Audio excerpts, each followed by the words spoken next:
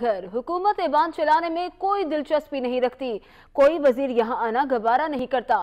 Chairman senate رضا ربانی حکومت پر برس پڑے، اجلاس غیر معینہ مدت تک ملتوی کر دیا۔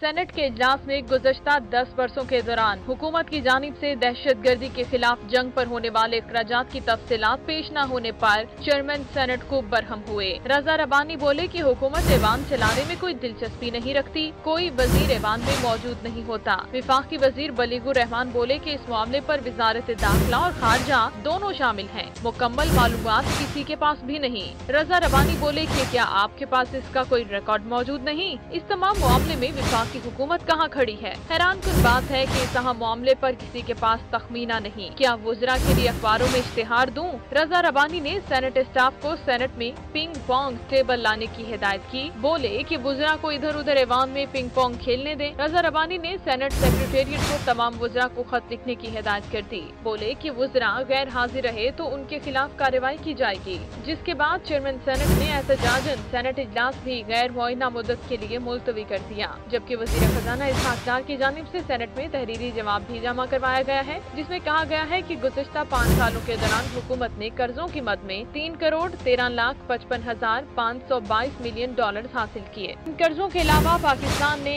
IMF کے ساتھ ایکسٹینڈڈ فنڈ فیسلٹی کے تحت 2014 میں 3 سالہ قرضے کا معاہدہ کیا ہے۔